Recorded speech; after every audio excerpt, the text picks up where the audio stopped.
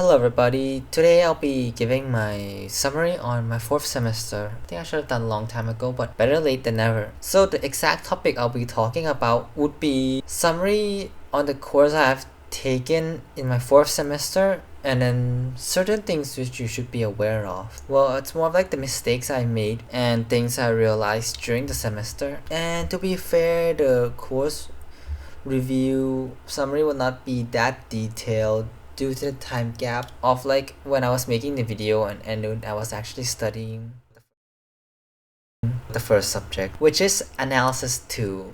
Now, this is a retake of the course which I screwed up in my last semester. They were a bit different in the test, like the passing grade was 20 instead of 11. The percentage to pass was still 40%, it's just that it was bumped up from like 40 points to 50 or something, I don't remember.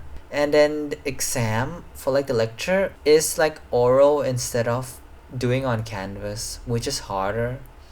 This was actually what made me delay my flight. Moving on, algorithm and data structure 2. This is an easy course and something you shouldn't screw up because they give you like 2 quiz, which is like equivalent to midterm and term, and the total points you need to get is just above 60 point in total. Both of them gives like 60 each, so 120 at max, and then you can get an offer grade on it if you get like 60 or above. Else you need to do like the lecture oral exam.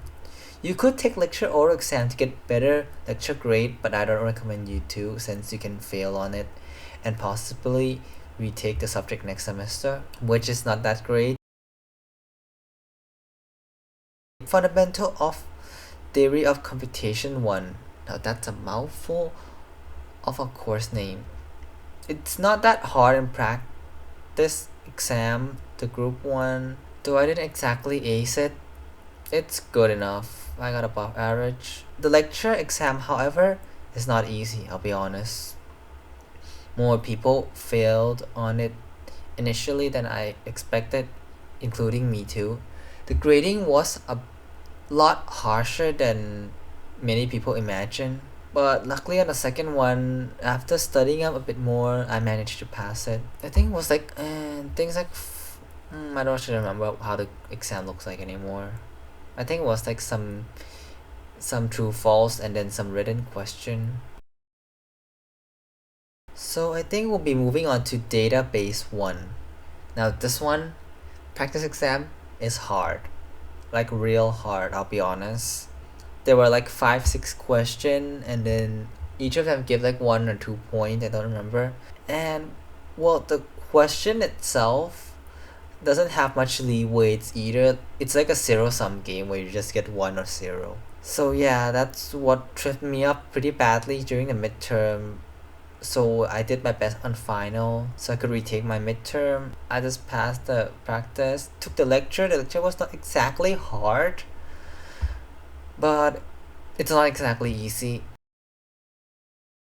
Cryptography and security. This one, it's a pretty interesting practice class, as like the final was a project which you would do on like one of the cryptography topic, which is given randomly. This was not applied on every group. On my group, this is how they took the exam, but in other group which have like the lecturer who's being the practice teacher, they had a final exam and a midterm, so I was pretty lucky in this. The lecture exam was fine, I think. I don't remember the lecture exam. Yeah, there was lecture exam, but it was easy. It was on Canvas. Yeah, I remember now, it was on Canvas, so nothing much to say about it. And yeah, next would be operating system. Now this one is pretty interesting. We write the program in C. The practice class is not that long, and the lecture was pretty okay, pretty decent, I would say. The topics are something which you should consider studying. The main thing was like pipe, message queue, semaphore, and all. Overall, I think it's pretty interesting. The final exam itself, it's a free-for-all, I would say, because like you can use anything, because the exam itself was not easy. Like you would use your entire knowledge you have learned during the entire semester from like pipe, name pipe, message, queue, semaphore, and all, which would determine the grade of yours. You could technically go for the lab instead of bringing your own laptop here, but I would recommend using your own laptop since there's less restriction on it. Finally, the last one would be software and technology. This one's a group project. I had a video earlier complaining about my teammate and all because we were making Bomberman ripoff, and then the communication was terrible. We have no way of knowing what each person was doing that much. Not much apart from like presenting to the professor and getting your grade. You need to be confident in this one when you explain your thing, and you'll be fine. I just remember this after the recording. So there's a lecture exam for this one too, but it's on Canvas, I think if I remember correctly, and it's not that hard. Now back to the video. Now on to the reminder and certain things you should know. One of them is resident permit. In case you didn't read your expiration date on your resident permit, it's 2 years. Even though they said if you don't study more than 3 years, you don't need to extend your resident permit according to the website. But no, they actually meant 2 years or below. Because mine expired during the time I was just one day before I go back, they sent me an email about how it was gonna be expiring and I should extend it during the summer break. But the funny part is that this break is a break where you would get your internship, because else you would need to be overlapping it during your final examination when you're doing your thesis, which is not gonna be fun at all. And yeah, speaking of internship, I did my internship back at my country because I don't have much hope here, and my intuition was not wrong. People who stayed behind here in Hungary to get an internship end up not being able to get one. Pretty sad. But I would say this to be expected since you're kind of competing with a lot of people and they would rather take the local people rather than foreigner.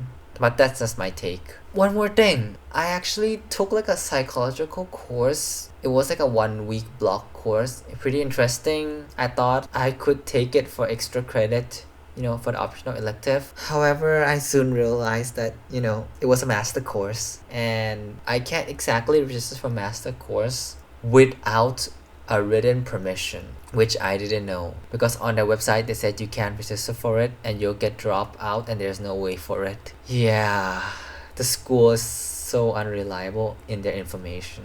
To be fair, I would not do the written permission anyway because it's kind of annoying and a lot of things you need to write on. But I mean, if you like and you want to do the course, no harm doing it. I'm now on my 5th semester and there was a new course introduction which was like cybersecurity basic. It's an compulsory elective and it's 4 credit. You could use this to replace introduction to machine learning. It's one of the courses which is really hard to get in. The cap was like 200 people and then they later on they extend it to 300. They do this kind of thing every semester but they don't tell you so. You might want to go in for cybersecurity basic because to be fair, you don't have much choice. Cybersecurity basic is just a way to skip doing introduction to machine learning because they're in different semester. One is in like winter, one is in the spring. One last thing, which is the Hungarian language course. Now this was one of the debated topic I had with my friends and I settled this after asking the